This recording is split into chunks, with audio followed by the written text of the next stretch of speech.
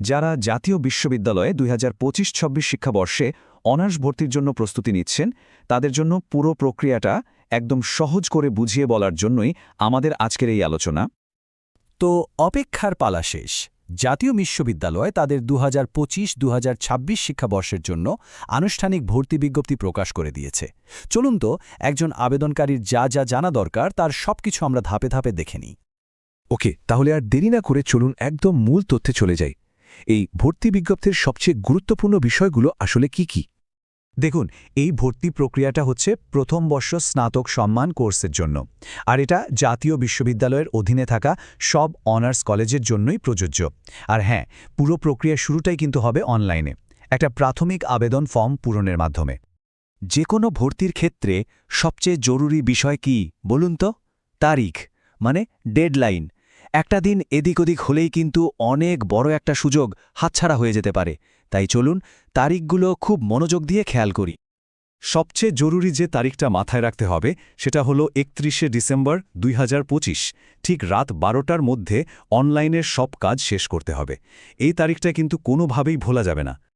ব্যাপারটা কিন্তু শুধু আবেদনের শেষ তারিখেই সীমাবদ্ধ না, এখানে পুরো প্রক্রিয়ার একটা সময়সূচি দেওয়া আছে। মানে অনলাইনে ফর্ম পূরণ থেকে শুরু করে কলেজে ফি জমা দেওয়া এবং তারপর কলেজ থেকে সেই আবেদনটা নিশ্চিত করা পর্যন্ত প্রত্যেকটা কাজের জন্য কিন্তু একটা নির্দিষ্ট সময় বেঁধে দেওয়া হয়েছে।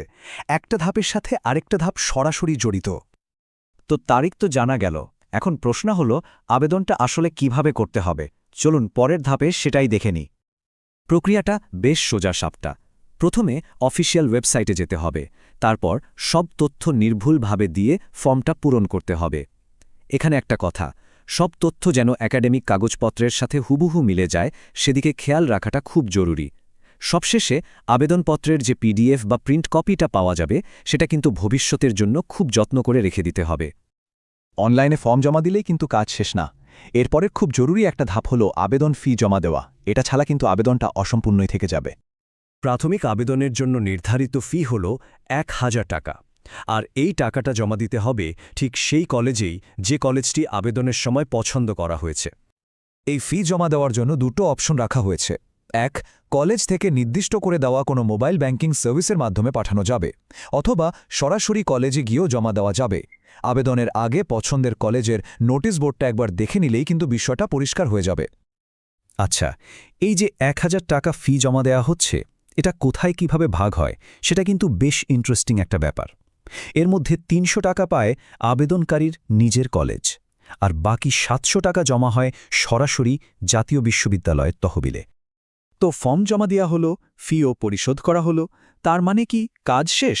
আসলে ঠিক তা নয়। আবেদনকারীর কাজ আপাতত শেষ হলেও প্রক্রিয়াটা কিন্তু চলতেই থাকে। তাহলে চলুন দেখি এই প্রাথমিক পর্বের শেষ ধাপটা কি, যেটা আসলে কলেজ কর্তৃপক্ষ সামলাবে। আবেদনকারীর কাজ শেষ হবার পর বলটা চলে যায় কলেজের কোর্টে। কলেজ কর্তৃপক্ষ প্রত্যেকটা আবেদন অনলাইনে যাচাই করে দেখবে এবং 5ই জানুয়ারি 2026-এর মধ্যে সেটা নিশ্চিত বা কনফার্ম করবে। এই নিশ্চয়নের পরেই কিন্তু একটা আবেদন চূড়ান্তভাবে গৃহীত বলে ধরা হয়। দেখুন, এত সব তথ্যের পরেও কিন্তু কিছু প্রশ্ন বা দ্বিধা থেকেই যেতে পারে। তাই সবচেয়ে ভালো হয় যদি সরাসরি অফিসিয়াল সোর্স থেকে সবটা আবার মিলিয়ে নেওয়া যায়।